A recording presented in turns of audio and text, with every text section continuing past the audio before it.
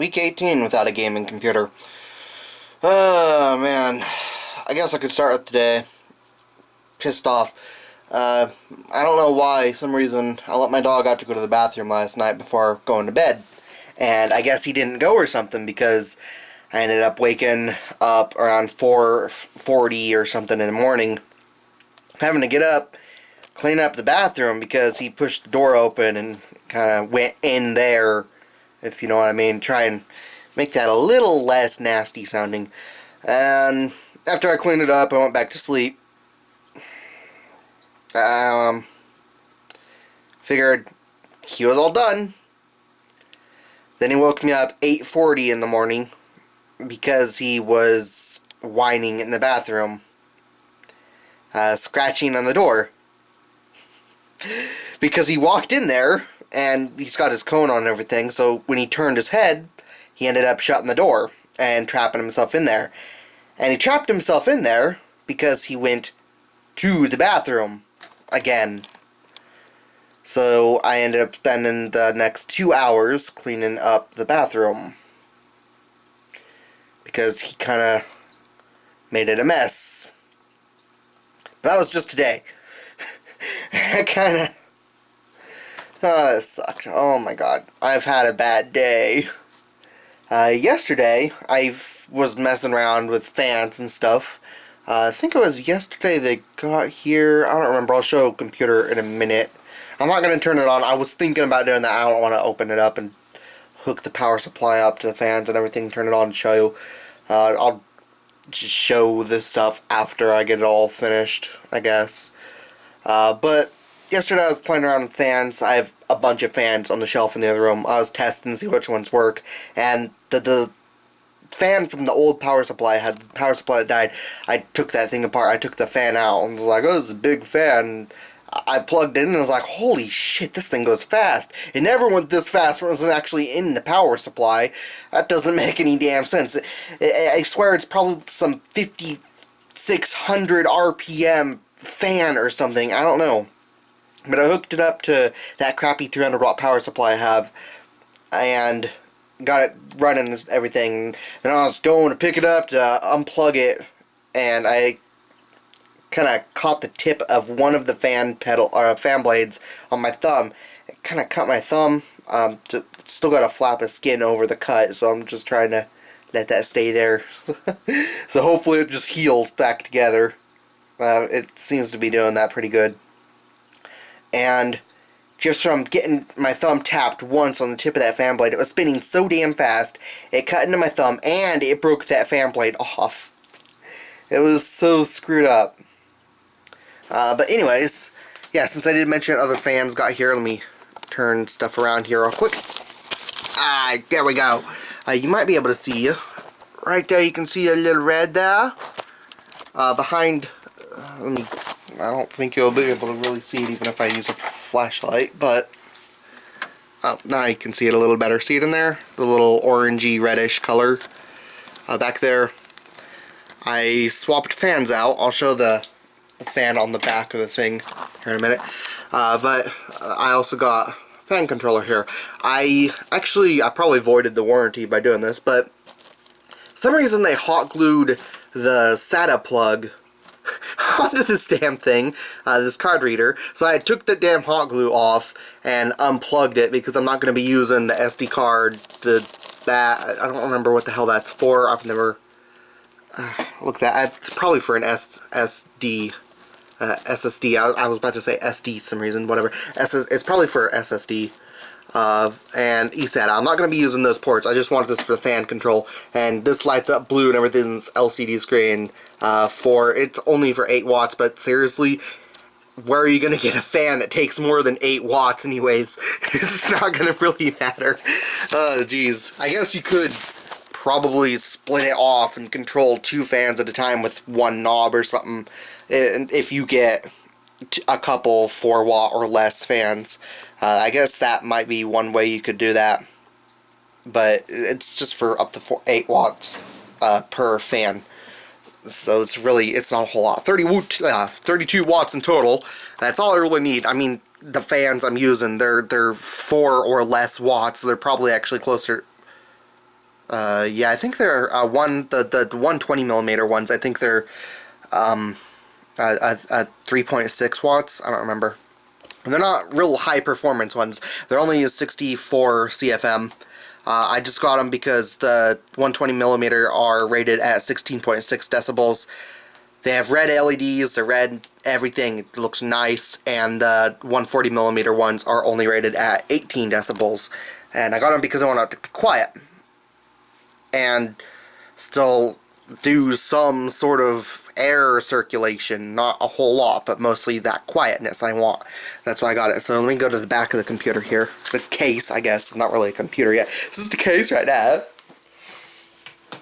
And turn this camera around again. And right there, through this window, I know there's a lot of reflection. You can see a fan in the back there. Yeah, that's the fan. That's one. That's the rear exhaust fan. The 140mm are going to go on top of the case, and the two other 120mm ones I have are in the front panel. And the regular case fans that came with the case are actually in the boxes in the other room. So let's see what else. I actually started taking notes. Oh, notes to take! So I actually keep my train of thought, know what I'm gonna say. So anyways, next up, man, Windows 10. It's still nowhere near release date or anything. It's still technically in beta, but you can download a tech preview version of it and everything. I don't know why they call it tech preview. I guess they could just call it beta version. But you can download that, use it. From comments and stuff I've read about it, the way it looks and everything, people are saying that it works better than Windows 8.1 for games. That seems pretty consistent among the few comments I looked at. It works better for gaming than 8.1, but at the other end, people are saying it's really buggy and stuff. Obviously, it's going to be buggy. It's not complete. It's supposed to come out sometime, according to Linus Tech Tips. He mentioned it's going to come out sometime late 2015. So my computer will be running on Windows 7 at the time that is released, because my computer should be done by then. Long before then, actually. Hopefully. Yeah,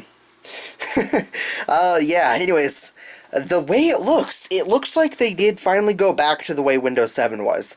I like Windows 7. There's some reason I also saw a lot of people bashing Windows 7, like, what the hell? And a lot of people saying, oh, you should have just made this the friggin' update for Windows 8. You should have just made it Windows 8. Instead of releasing a full new thing and making us pay for it. But if you actually look at it, okay, I didn't let me look this up here real quick. If you look at a Windows Vista release date with Windows 7 release date, there's about a 3-year gap between them. Now, let me look up Windows XP and see the gap between them. XP release date. Type in with one hand, holding the camera. Whoops, forgot I have to enter twice on this stupid thing. Let's see, when did you release? Let me see. You released in 2001. Really? Huh. Okay. So apparently XP released in 2001. That's a pretty big gap between Vista and XP then, isn't it? I thought, because I'm pretty sure Vista was 2009, wasn't it?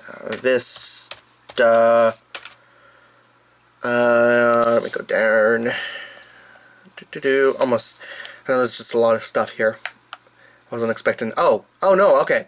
Vista actually released in 2006, 2007, released in manufacturing in 2006.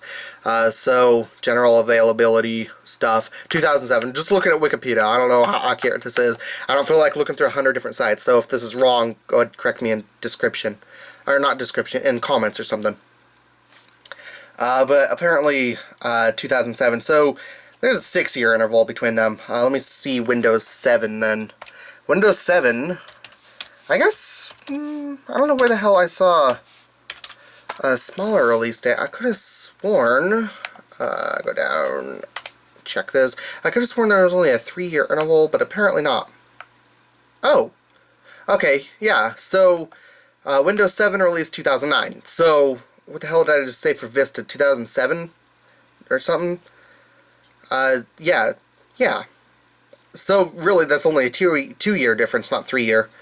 And really, you know, go check Windows 8 released. That didn't release too long ago, but Windows 7 was 2009, so hell, let's check Windows 8. Let's see. Let's see. Because it seems, you know, technology is improving faster and faster because things are getting more and more powerful, and obviously if the transistors are doubling each year, then stuff is going to get faster and faster the more transistors you double. It's just some... Okay, so that Windows 8, 2012. So Windows 7 released in 2009.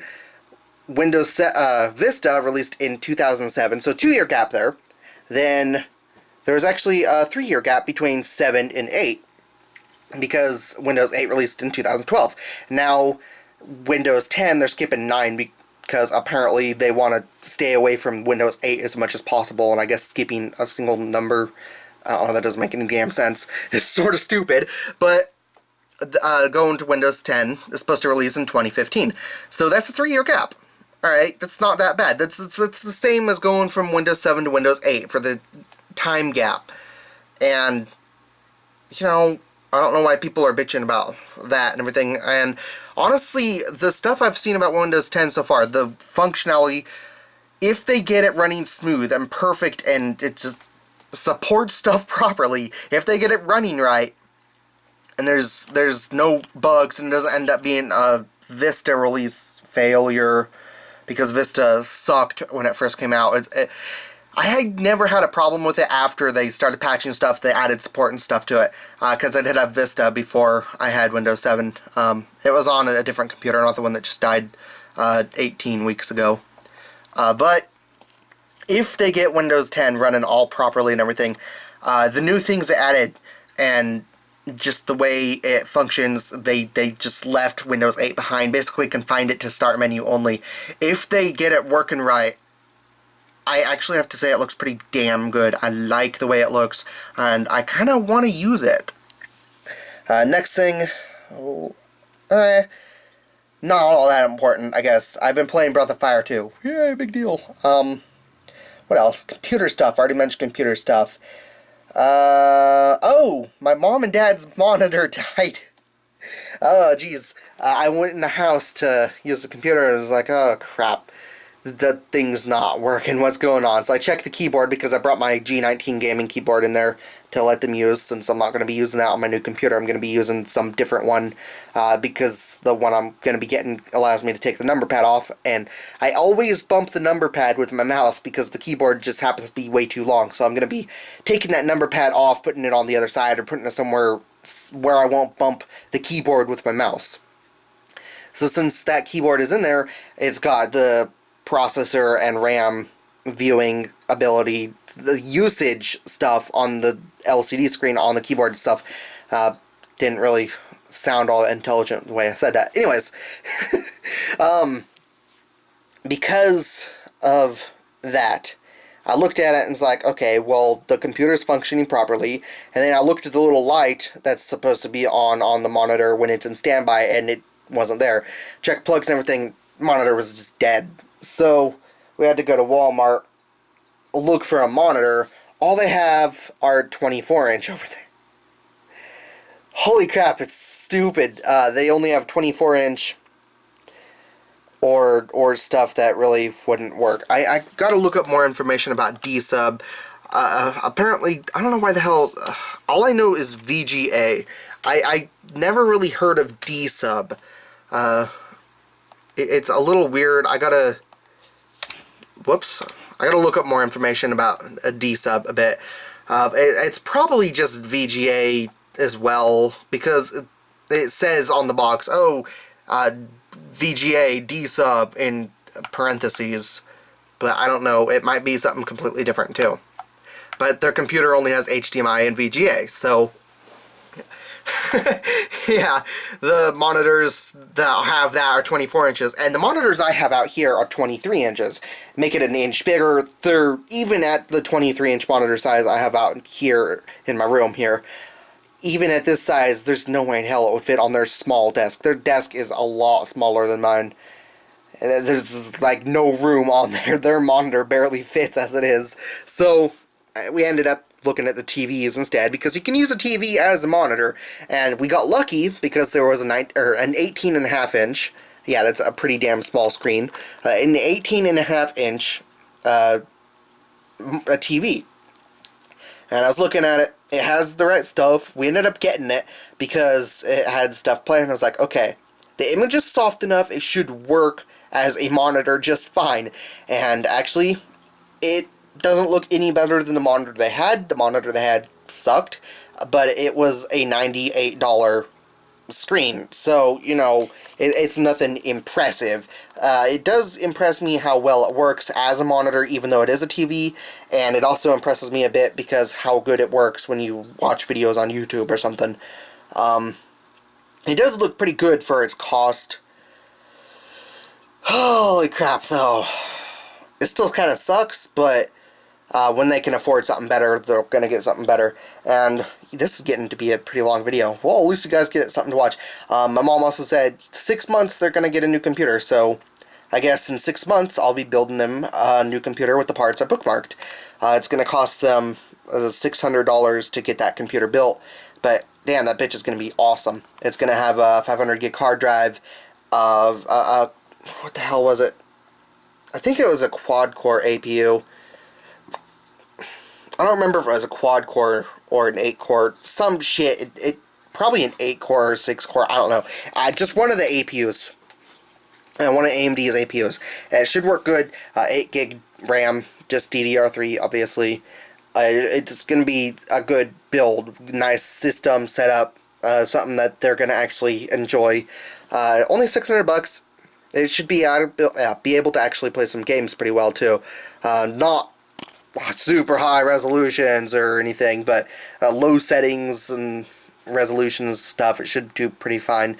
So they'll probably have a lot of enjoyment with that, but that's 6 months down the road anyways. So,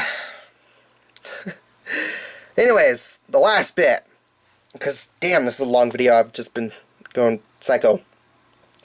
I went to the doctor about my nose bleeding because it bled 4 times before I got the appointment, or 3 times, I don't know, I think it was 4 times then I got the appointment or something, and then the night before I went, it bled a 5th time, but I also had a headache all day, and since no meds work to make my headaches go away, except ibuprofen,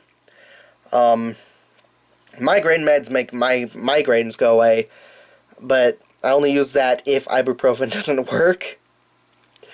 But since ibuprofen is a blood thinner, I couldn't use ibuprofen, so I had headache all day, and my headaches always get worse. They never just stop. They never go away on their own. I always have to take ibuprofen or something. So, the thing that worried me is that for some reason, when I had that 5th nosebleed, it instantly made my headache go away.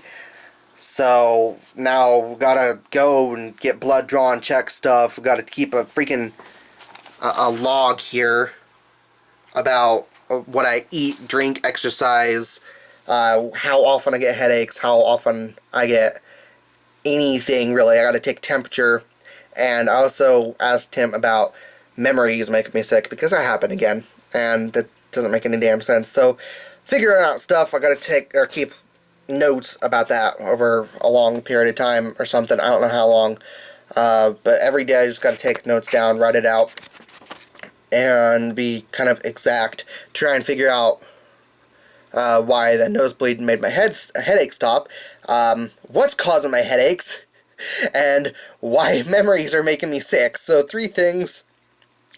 Though the nosebleed should stop after my nose heals.